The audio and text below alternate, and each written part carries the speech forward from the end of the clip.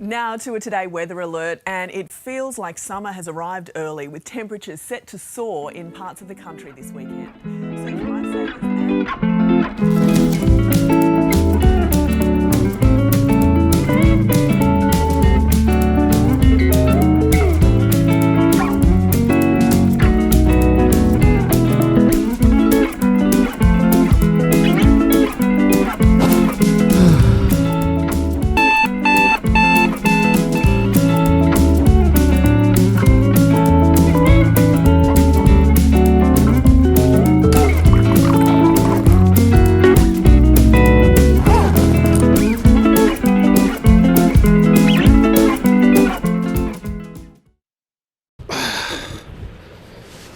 So there's only one reason why you would come to Indianapolis in December, and this is it.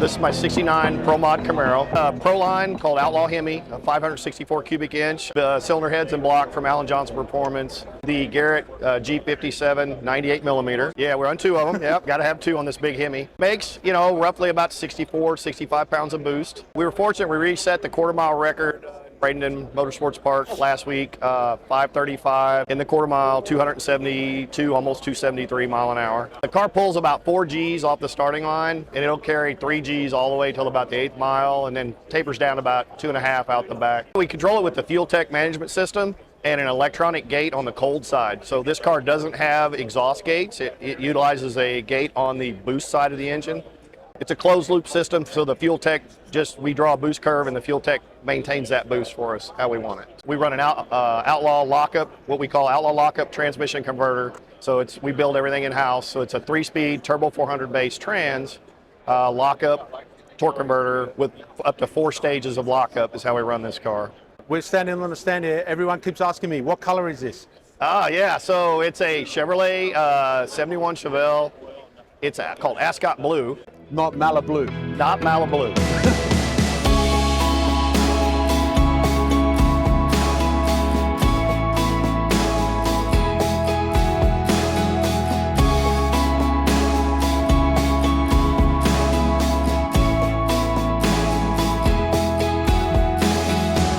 One of the new products here from Garrett at the 2023 PRI Show is the new app from Garrett called G-Smart. It allows you, via the turbo speed sensor, to measure turbo RPM and boost. Gives you a peak ratio reading and will splice into most aftermarket ECUs, Haltech, Motec. You may think that this is all a bit gimmicky. You've got a nice little dial on your mobile device that shows you boost pressure and the RPM of your turbo. But there is a very good reason for this. Today's modern turbochargers can spin up to 200,000 revolutions a minute under extreme operating conditions. This tool will allow you to measure and log that data and review it on your mobile device. It is a universal setup, so it doesn't just fit Garrett turbochargers. It fits most turbochargers with a speed sensor port, and it's very easy to plug in. It measures speed and boost. It picks up off the blades on the compressor wheel, sends that signal into this control box that then goes either to your ECU or to the mobile device.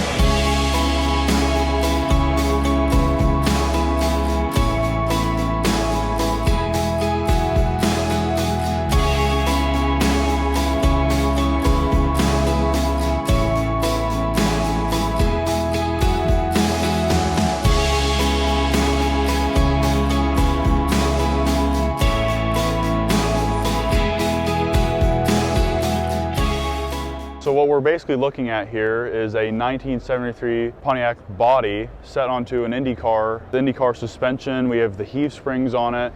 This rear wing's actually made of 2 Lola wings we put together. We put some aluminum spars in there. IndyCar extract gearbox in the back from a 2000 to 2002 Champ car. We have the 6-speed configuration in it. And it's kind of hard to tell because that's actually got a 6.5 liter V8.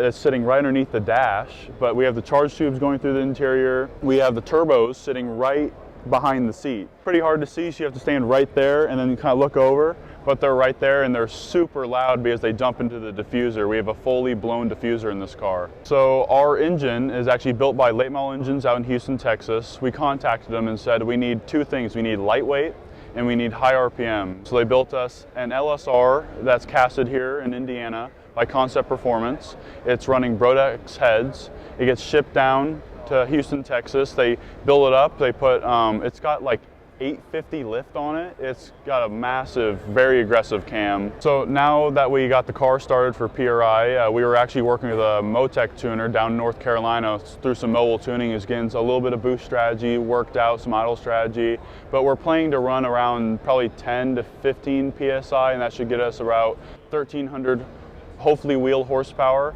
Everything in this car is rated up to 2,000 horsepower. When you pull off the hood for the first time in this car and you look, you actually see that there's no engine there. Instead, it's actually suspension. It's based off of a 98 Reynard Indy car. We took basically an IndyCar tub, we jigged it up, and we had a bunch of suspension actually in the back of our garage that we got from the Champ Car days. We had the car actually upside down at one point. We were working on the whole flat bottom of the car, and my sister comes in, she goes, you know, it kind of looks like that shark. And my dad goes, a hammerhead? And we were like, damn, like, we were thinking of maybe the name Indy Bird since it's very IndyCar based. We were like, no, you know what? Every name we try doesn't work as well as Hammerhead. I know you guys in Australia have a car that's very famous named Hammerhead, but we figured this is the American Hammerhead. And it's also gray like a shark, and it's kind of got like a fin going on. So we thought it was very fitting.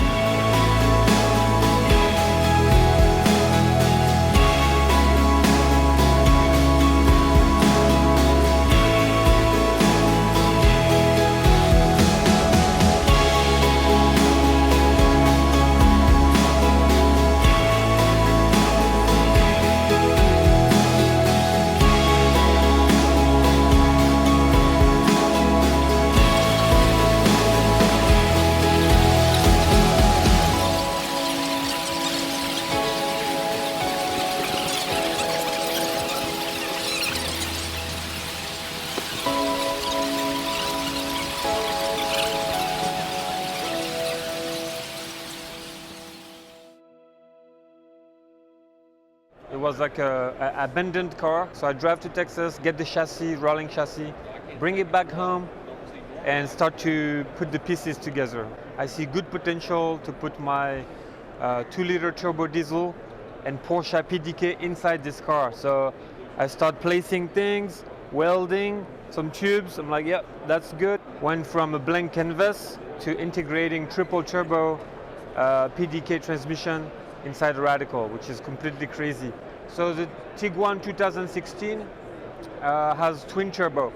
I took that engine out, added some sensors on the original turbos to monitor the speed, and then stacked a third turbo at the exhaust of this. It's a tiny engine, so it's a 2-liter. By making it rev really high and have the boost, you don't have any loss at all. It makes this engine rev to 6,000 RPM. It's very unusual for a diesel. The small turbo is compensating the atmospheric difference. So at idle, the small turbo is already making 20 pounds of boost. First turbo only goes to 2,500 RPM, then we fully bypass it. Then we have a 45 millimeter and a 57 that are compounding together. From 3,000 RPM to 6,000, I have 65 pounds to 75 pounds of boost, just always there. Thank you. Yes. Very good. Yeah, so we just crossed the finish line and we knew it was a very good time. We didn't know we crushed the record by 1 minute. So that was a surprise. I think the most sketchy is when the car is, let's say, when myself, I'm cold, like when I start, because you just wake up, it's 8 a.m. and they tell you to go 140 miles an hour on cold tires, and like the weather is very scary. After picnic, which is a big straight, then you know the tires are warm and you can just go full send, and then it's just happiness.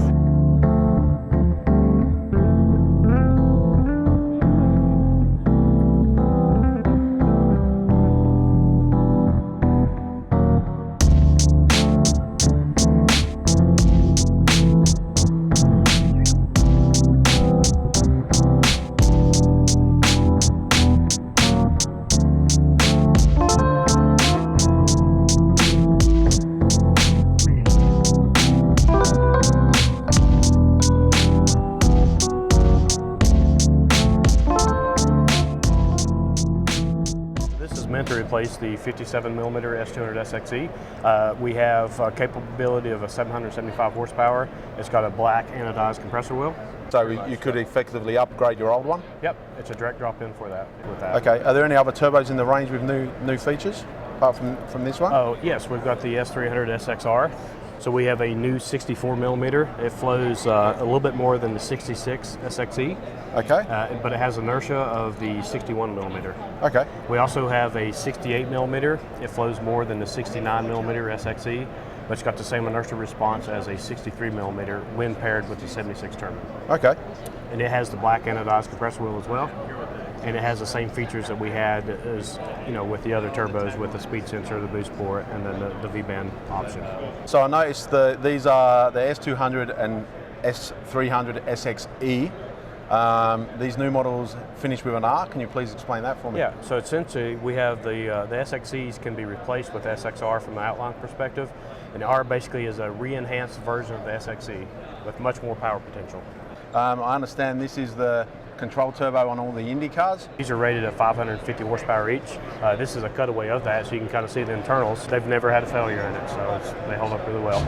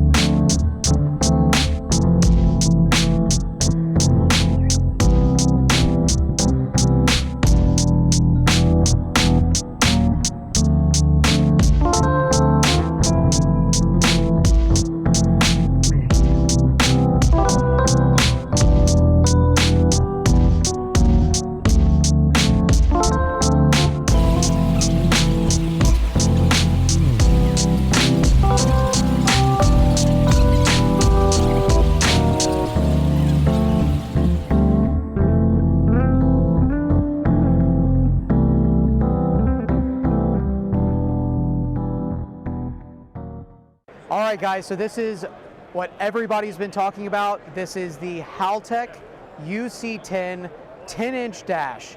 This thing is 10 inches. It is a beautiful screen. 10 inches? 10 inches. This thing has Wi-Fi. It has onboard logging. It's a beautiful cluster replacement for anybody looking to do a digital dash in any vehicle. All right, now it's another great feature is this, and the IC7, once the dash is out, will be controlled and programmed through NSP. It'll be one software to rule them all, and this thing has inputs that you'll be able to utilize and crosstalk to your ECU. All right, now when this thing goes on sale in Australia, it's gonna cost 7.5 kangaroos, or for all you guys that actually wanna know, $29.50 Australian.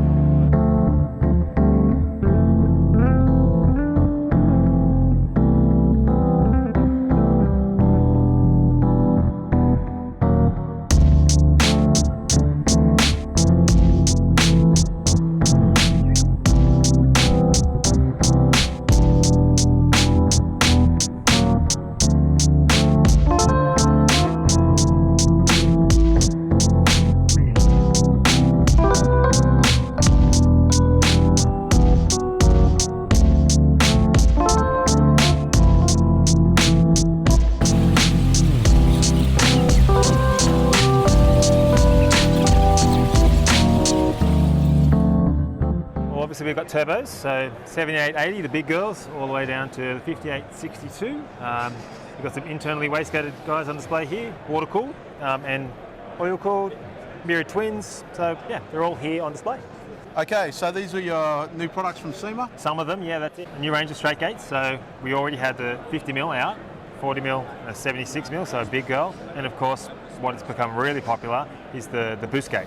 So one interesting product that we did release at SEMA this year was the Dual Output Pro OPR. OPR is an oil pressure regulator specifically for turbochargers. So it is just like a fuel pressure regulator for a fuel system, but this is regulating oil going into the feed of your turbocharger.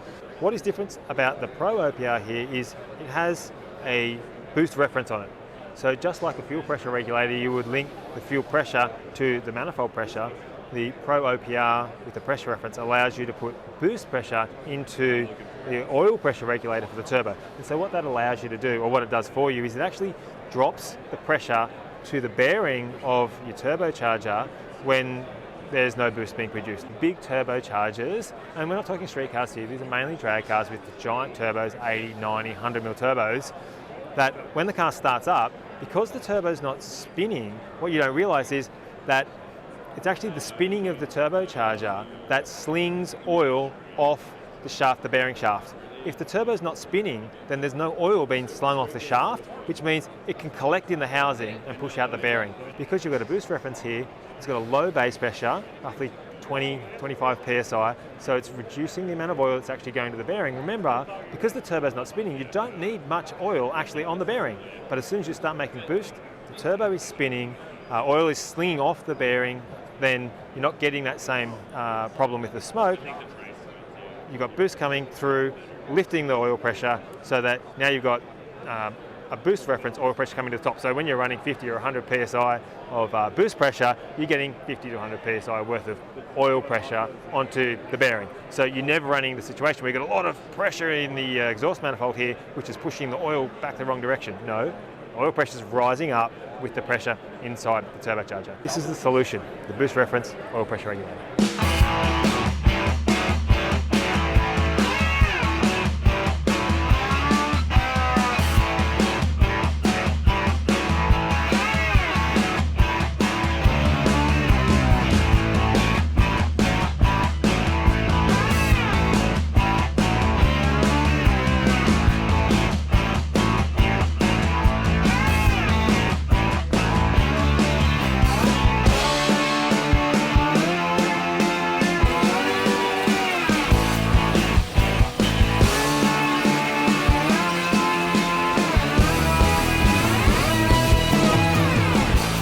Mike, we've got 3 new pumps at the show here, the 810, the 420 and the 340. Tell me a bit about this baby. All right, so the 810 liters per hour, it's a brushless fuel pump. Why is brushless better than brushed? Sure, that's the common question, and I could go on for days about it, but I'll just hit the highlights. Okay. So a brushless fuel pump does not have the wear components inside of the fuel pump. It does not have the brushes and commutator, so it doesn't have those wear items. So one of the number one advantages of a brushless pump, it'll basically last forever. So you can run whatever you want through it. So whether that be E100 or E85 or methanol, you can run whatever fluid you want. It'll never shorten the life of the pump. So the brushes aren't touching on the armature of the pump, is that correct? Yeah, there's no wear there. There's no wearing parts. So Yeah. a traditional brush pump is kind of like pads and rotors on brakes. Yep. They wear down over time. That removes all of that in a brushless pump. You can have smaller architecture and a smaller footprint in a brushless pump than you can a brushed pump. The additional item you need is a controller to control the pump. That's one of the differentiations between a brush pump.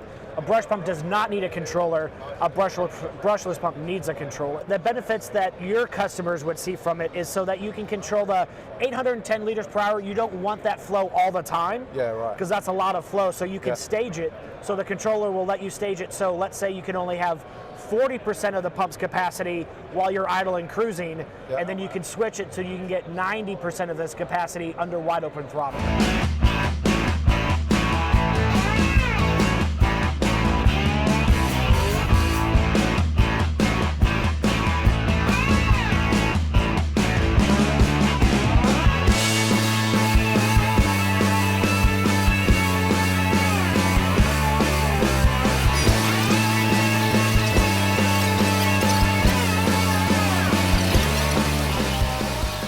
So this year we've got a Pro Hub 3000 on the stand.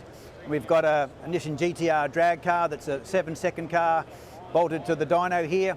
You take the tyre off the car, there's no potential of the tyre exploding at high speed, and we can go to extreme power levels that you wouldn't normally be able to do on a chassis dyno. You can go to approximately like 3600 axle speed, which is 300 to 350 mile per hour. So there's no limitation from what you can actually go to road speed wise. The difference on a hub dyno is because you're not limited to the tyre, we can do dyno pulls going through the gears, so customers can simulate an 1/8 mile or a 1/4 mile pass. We also make a larger version for the outright Pro Mod drag racing market, which is a 6000 version. which is not a portable version. This particular one here is what's classed as a portable version. It can be unbolted from the car and moved around and stored in a customer's workshop.